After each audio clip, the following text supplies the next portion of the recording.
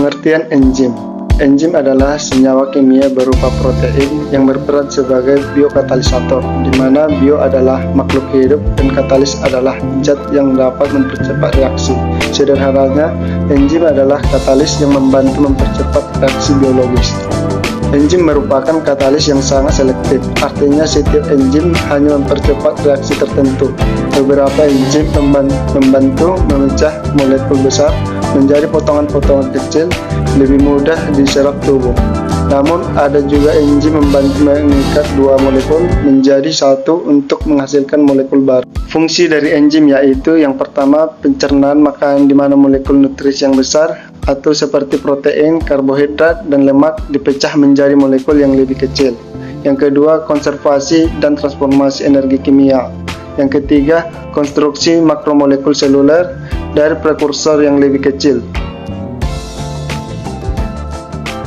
Baiklah, selanjutnya yaitu ada beberapa faktor yang mempengaruhi aktivitas enzim, yaitu ada suhu, derajat keasaman atau pH, konsentrasi enzim dan substrat, zat penggiat serta zat penghambat. Yang pertama yaitu ada suhu atau temperatur. Aktivitas enzim akan meningkat seiring bertambahnya dengan suhu hingga batas optimum. Karena enzim tersusun atas protein. Oleh karena itu, temperatur yang tinggi dan melebihi batas maksimum bisa menyebabkan denaturasi protein atau enzim yang sudah rusak. Kemampuan kerja enzim akan menurun jika berada di atas suhu tertentu, karena panas akan mengganggu ikatan hidrogen, ion, dan berbagai macam ikatan yang bisa menstabilkan bentuk aktif daripada enzim.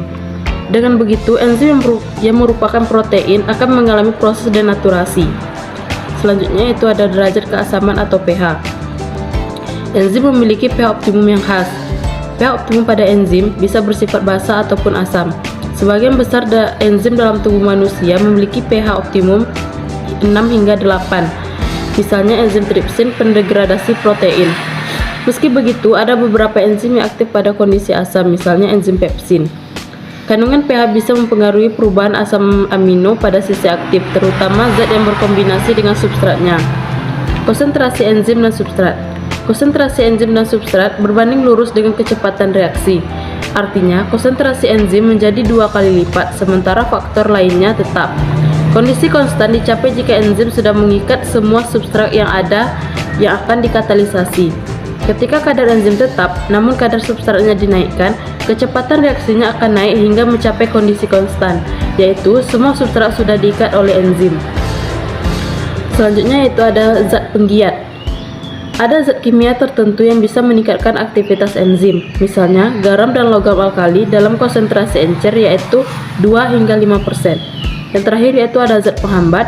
Ada zat kimia yang juga bisa menghambat kinerja enzim, misalnya garam yang mengandung raksa dan sianida. Di sini saya akan menjelaskan sifat-sifat enzim dan bagaimana enzim bekerja. Secara umum, enzim memiliki 6 sifat. Yang pertama, enzim tersusun atas protein. Komponen penyusun utama enzim tersusun atas protein, tetapi tidak semua protein itu merupakan enzim. Yang kedua, enzim merupakan biokatalisator. Seperti dalam pengertiannya, enzim bersifat biokatalisator itu berarti enzim hanya mengubah kecepatan reaksi dengan menurunkan energi aktivitasnya. Dan yang ketiga, enzim bekerja secara spesifik. Suatu enzim hanya bekerja substrat yang spesifik untuk membentuk produk yang spesifik juga. Dalam hal ini, kamu bisa membayangkan enzim seperti kunci yang memiliki bentuk khusus sehingga hanya bisa membentuk satu gembok. Contohnya enzim amilase yang hanya bekerja pada substrat berupa amilum, yaitu pati. Dan yang keempat, enzim dapat digunakan berulang kali. Selama enzimnya nggak rusak, enzim bisa dipakai berulang-ulang kali karena nggak ikut bereaksi. Dan yang kelima, enzim ikut berubah menjadi produk. Walaupun enzim bekerja untuk mengubah substrat menjadi produk, tapi enzim nggak ikut berubah menjadi produk juga ya. Dan yang keenam, cara kerja enzim bersifat bolak-balik. Suatu enzim dapat melakukan reaksi dua arah, yaitu dari substrat menjadi produk atau produk menjadi substrat. Oke teman-teman, itulah pembahasan mengenai enzim. Jadi sekarang kamu harus tahu ya, kalau enzim itu merupakan katalis yang berfungsi untuk mempercepat reaksi kimia di dalam tubuh kita. Nah, sebenarnya materi enzim ini nggak cuma hanya sampai di sini. Masih ada satu pembahasan lagi, yaitu bagaimana cara kerja enzim. Kalau kita sudah mengetahui bagaimana sifat-sifat enzim, seharusnya kita harus juga mengetahui bagaimana enzim itu bekerja. Cara kerja enzim saat ada substrat yang mau dipecah seperti amilum. Agar terjadi reaksi, enzim dan substrat harus saling melengkapi seperti gembok dan kunci. Kita ibaratkan gembok ini adalah enzim dan kunci itu adalah substrat. Jadi kalau mau keduanya bekerja, gembok dan kuncinya harus berpasangan. Sementara kalau kuncinya salah, ya gemboknya yang nggak akan terbuka. Begitu pula dengan enzim dan substratnya. Bentuk-bentuk substratnya harus pas dengan bagian sisi aktif enzim. Kalau enzimnya tidak pas dengan substratnya, misalnya enzim amilase, kita gunakan substratnya protein, maka keduanya tidak akan cocok. Kalau substratnya tidak pas, mereka tidak saling melengkapi karena tidak akan terjadi reaksi di antara mereka berdua.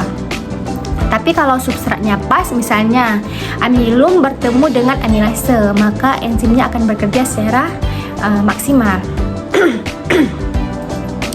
Agar enzim amilase dapat memecah amilum jadi maltosa, enzim membutuhkan kofator ion, yaitu klorida Cl. Ion ini seperti tombol power di enzimnya. Kalau ionnya sudah menempel, maka enzim amilase ini akan langsung nyala, langsung bekerja dan beraktivitas, atau bahasa kerennya itu teraktivitas enzimnya. Enzim amilase dapat memecah amilum menjadi maltosa.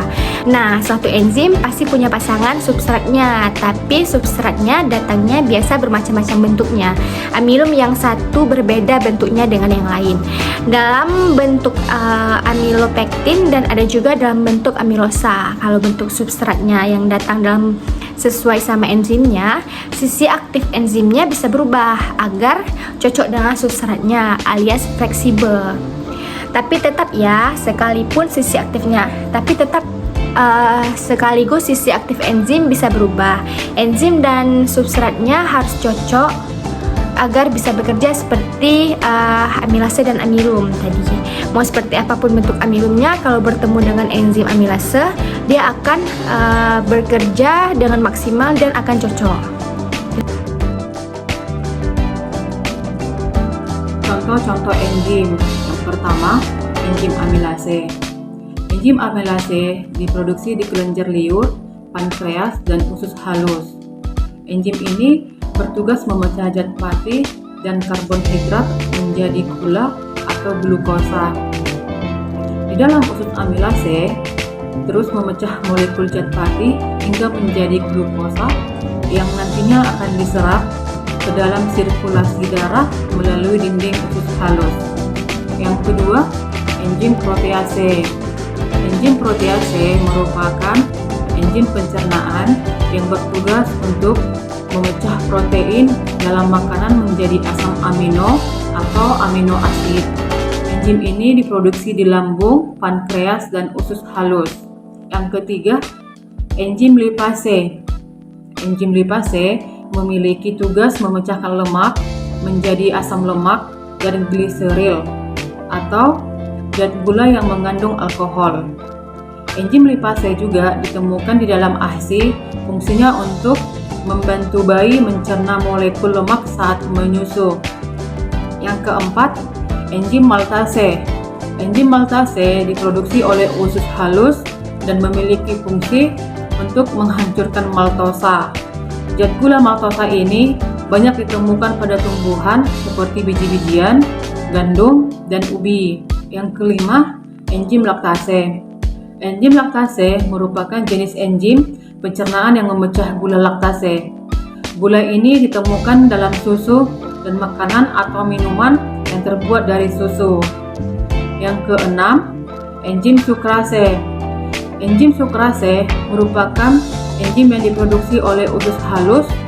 Fungsi enzim ini memecah sukrosa menjadi gula sederhana seperti fruktosa dan glukosa.